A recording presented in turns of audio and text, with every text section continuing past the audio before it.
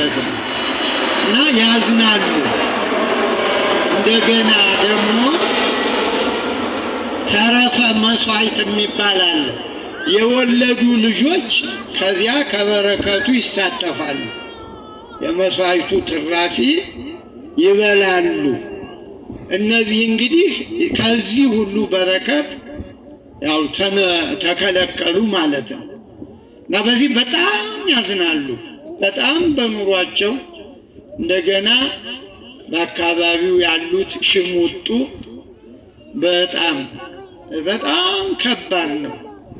ይሄ በሉቃስ 1 ዘማሪያኑ ኑ ወደዚህ ኑ በላቸው፣ እነሱ የሚያወሩት ኑ በሉ፣ ኑ በሉ፣ ኑ ሁለታችሁን ያይቻቸዋል፣ ወዲህ ኑ፣ እዚህ እንዲያው ኑ ዛሬ ይኸው እንዲያው ቀልድ ያለው መነኩሴ ያልመጣ ቁጭ በሉ፣ እሷ ላይ ቁጭ በሉ፣ አንቺ ብልጥ ነሽ፣ እንደው ቁጭ በሉ፣ እኔ ልቀጣ እንትን እላለሁ፣ እሷ በረከቷል። ለምን ቆይ እስቲ አንድ ጥያቄ፣ ለምን ዘገያችሁ? አንቺ ተሳለም ለምን ዘገያችሁ?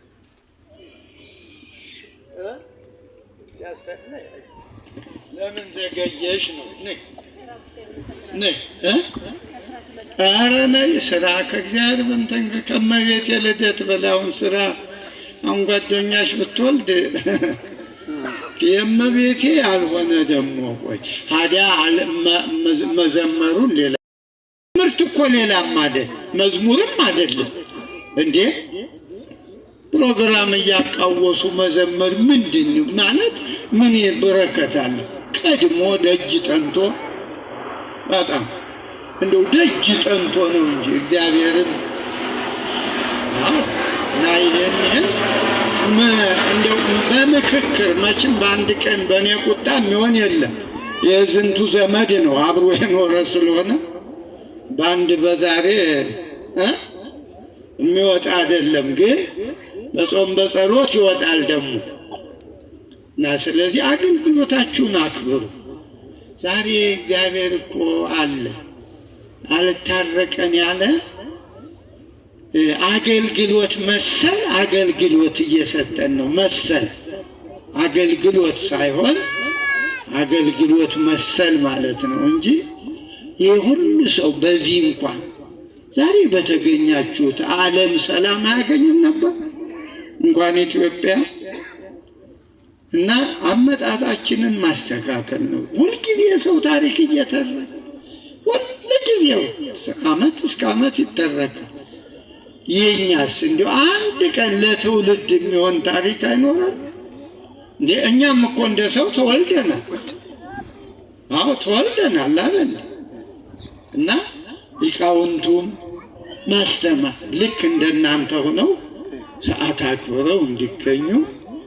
ሰዓት በጣም ጠቃሚ ነው። ድህነትም ሀብትም በሰዓት ውስጥ ነው። ሰው በጊዜ ከተጠቀመ ድሃ የለም። በህማምም ቢሆን በጊዜው ሐኪም ቤት ከሄደ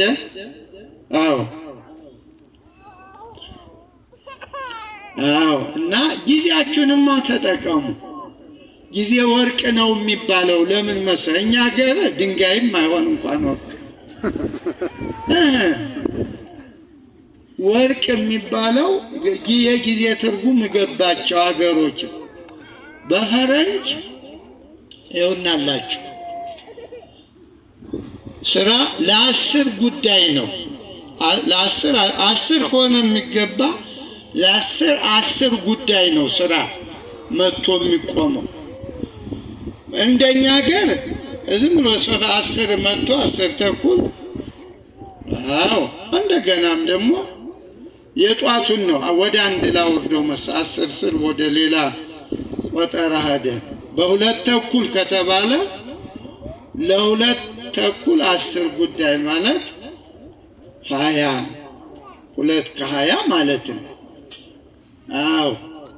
ያቺ መዘጋጃ ናት እና እንትን ነው ዝም ብሎ አይገባም። መታወቂያን እንዲህ እስካን ትደረጋለች፣ ፓንች ትደረጋለች። ኮምፒውተሩ ይዟት ይሄዳል። ከዚያ በኋላ በማብቂያው ቀን ኮምፒውተሩ ተጠይቆ ማን በሰዓት እንደገባ ማን እንዳልገባ ይለቀምና ያው በሰዓቱ ተቀናንሶ ነው።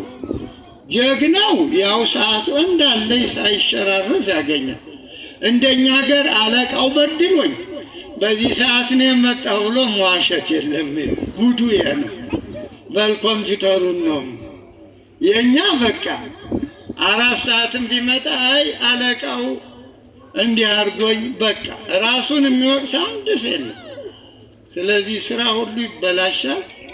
መጥፎ ልምድ ውስጥ ይገባል ሰው እና ሰዓት በጣም ጠቃሚ ነው።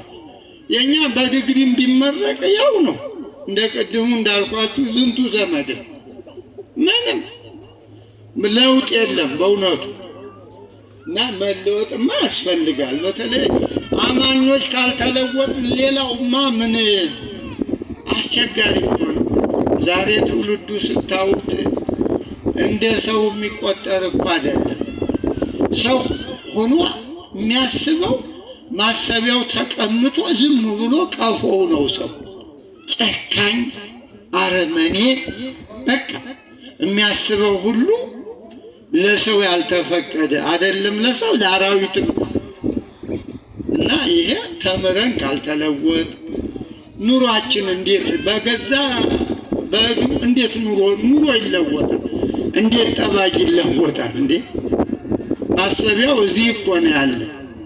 እና ይሄን እንግዲህ ተጨንቃችሁ አለቆቹ ተመካክረው ብዙ ጊዜ አጥፍተው ይህን ማዕድ ሲሰሩላችሁ ቀርቦ መብላት የእናንተ ነው፣ የማንም አይደለም።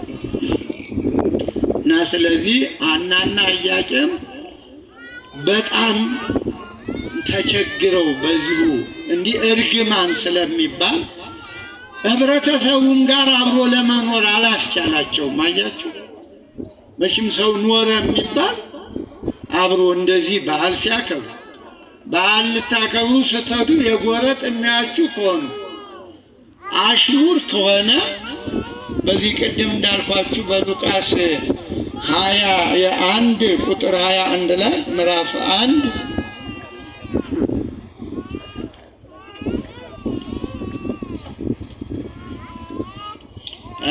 እና ቅድስት ኤልሳቤጥ 5 ወር ጽንሱን ደበቀች፣ መሃን ነበረች።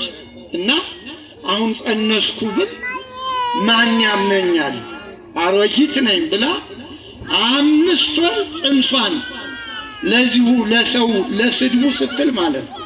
5 ወር እንግዲህ 4 ወር ነው እኮ የሚቀረው፣ ቀላል እና ወከበተት ጽንሳ 5 አውራሃ ይላል። 5 ወር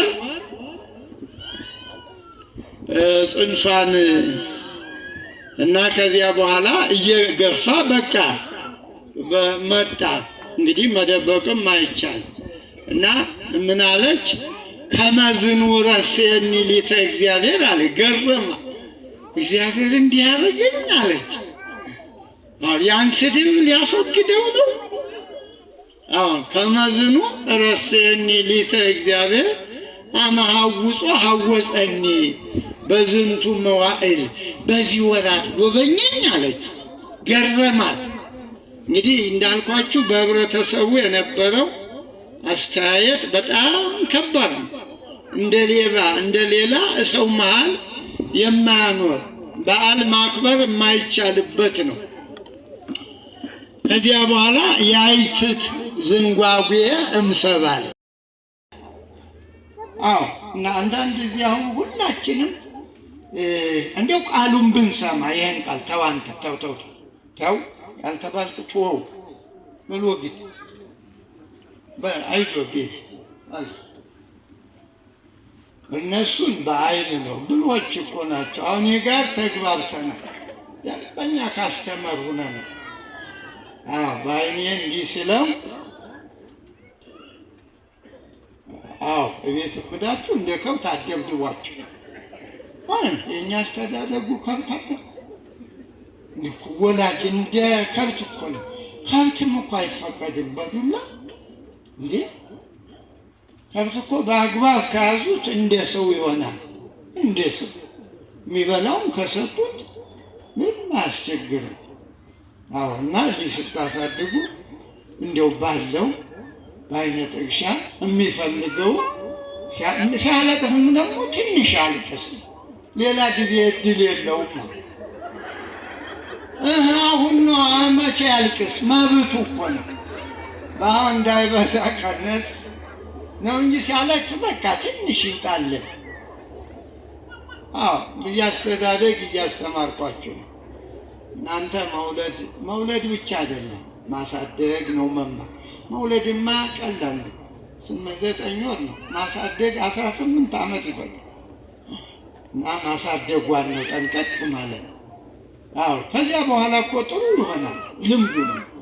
ባልና ሚስት ስትጣሉ ልጆች መካከል አትጣሉ። እንደው ከባሰ ልጆችን ወጣ አድርጎ እዚያው እንግዲህ ድሮ እኮ እንደዚያ ነው። በእውነት እግዚአብሔርን ከልቤ ነው። ሽማግሌዎች ካላችሁ እንዴት ደስ ይላል! የድሮ ልጆች ክፉ ነገር አዩ። ወላጆቻችን ሲጣሉ ነገሩ እንዲያው ሲካረር በቃ እንዲያውቁ ወደሆነ ቦታ። ከዚያ በኋላ እንግዲህ ያው ታውቃላችሁ ጨዋታው። ያም ጥሩ አይደለም ማለት ባል ሚስቱን መደብደብ። አንዳንዴ ባልም ሳይሆን ሚስቲቱም እንደው አቅም ሲያገኝ እኮ እንደዚያ ነው። አዎ። ወንድ ነኝ ብሎ ሲጃጃል ትደቁሰውና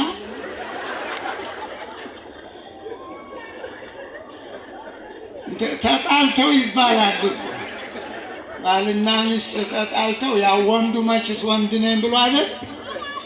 አሁን ጨዋታው ሲጀመር በስር አድርጋ በቃ ኋላ ገላጋይ ሲመጣ እሱ አውቃ ብልህ ናት፣ በስር ሆናለች። ኋላ ወንድን ሊገባ ሲል ኧረ አዲስ ግልብጥ ነኝ እባክህ ትንሽ ተወኝ።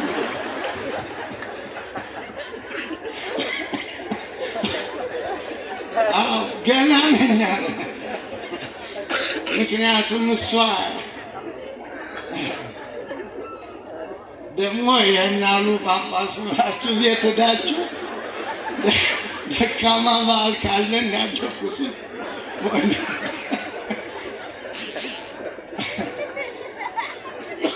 እና